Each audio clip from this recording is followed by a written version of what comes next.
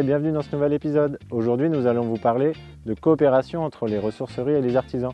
C'est pour cela que je me trouve devant l'atelier Le Buissonnier et je vous propose d'aller rencontrer Pascal, cofondateur de l'association Sirène. C'est parti!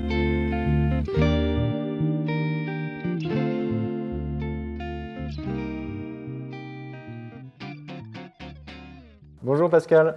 Salut Valentin. Merci de nous accueillir dans votre atelier. Tu es cofondateur de l'association Sirène. Peux-tu nous expliquer en quelques mots quelles sont vos missions?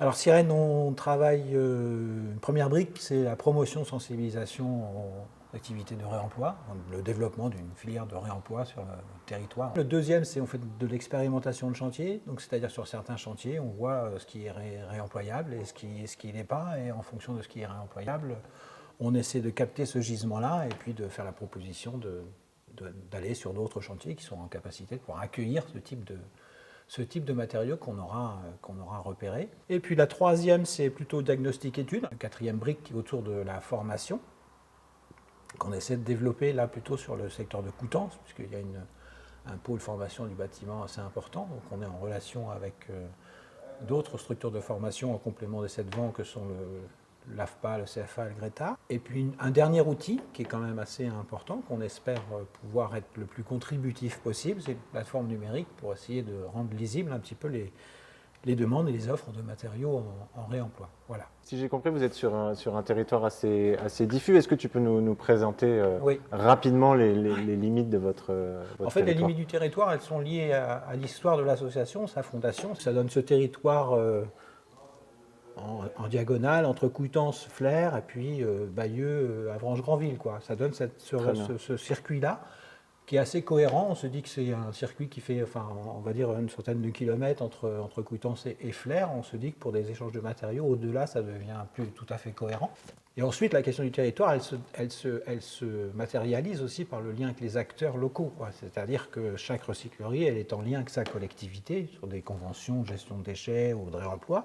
Ça nous paraît d'autant plus pertinent qu'il y a des programmes évidemment de gestion des déchets des collectivités, avec la région, et puis il y a des programmes d'aménagement de l'habitat, qui sont aussi pilotés par des villes et puis des collectivités. Et puis à côté de ça, on a évidemment les programmations pluriannuelles d'investissement et de travaux des collectivités elles-mêmes.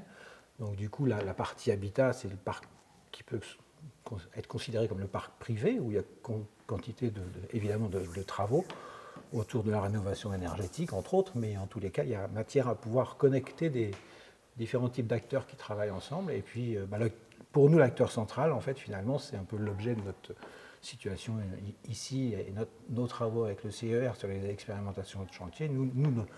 Ce qu'on espère, notre principal partenaire, c'est les futurs artisans qui se saisiront de la problématique du réemploi au même titre que les architectes qui commencent à s'en saisir et les collectivités qui commencent à se saisir du sujet. Eh ben, merci beaucoup Pascal. Pas de rien et au plaisir.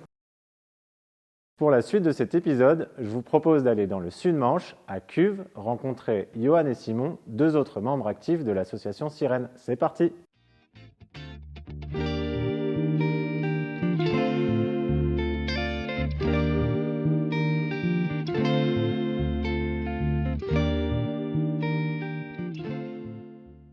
Bonjour Simon, merci de nous accueillir sur le site des Champs Joyaux. Tu es également gérant de la ressourcerie Sémaphore. Est-ce que tu peux nous expliquer en quelques mots votre rôle au sein du projet Sirène?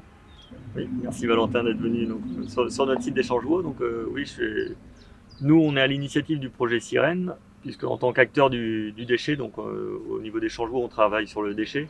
Avec Sémaphore, on travaille sur le réemploi. On constate au jour le jour et au quotidien des volumes conséquents de déchets. Donc pour nous, il était important de pouvoir essayer d'initier la démarche de réemploi, de faire en fait réutiliser le déchet avant qu'il soit d'abord une ressource matière ou énergétique. Donc il était important effectivement de favoriser ça. Et c'est pour ça qu'on s'est inscrit dans le projet Sirène. Très bien, moi, j'imagine qu'il y a un certain nombre de déchets qui proviennent des artisans. Aujourd'hui, quel est votre lien avec les artisans?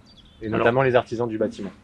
Nous, aujourd'hui, les artisans, on en a une partie en client, tout simplement, où on vient leur collecter leurs déchets. Aujourd'hui, on souhaite être plus proactif auprès d'eux pour pouvoir essayer justement d'initier des démarches de tri plus spécifiques par matière. Et donc, on initie des projets de déchetterie professionnelle qui vont être en lien justement avec Sirène pour pouvoir faire le lien entre les artisans qui vont avoir de la matière, qui vont avoir fait effectivement un curage propre et qui veulent récupérer leurs matériaux pour qu'ils aient une vraie vie, une seconde vie de matériaux. Et ben là, ils vont pouvoir venir dans nos déchetteries professionnelles. On les accueillera, on récupérera effectivement leurs matériaux, leurs objets, et derrière pouvoir aussi leur proposer des matériaux de d'autres artisans. L'idée étant de faire vraiment le lien entre Sirène et les artisans par le biais de ces déchetteries pro. Très bien. Merci beaucoup Simon. Merci de nous avoir suivis. Dans le prochain épisode, nous retournerons à Caen pour un dernier entretien avec Emmanuel et Chloé. À très vite, merci.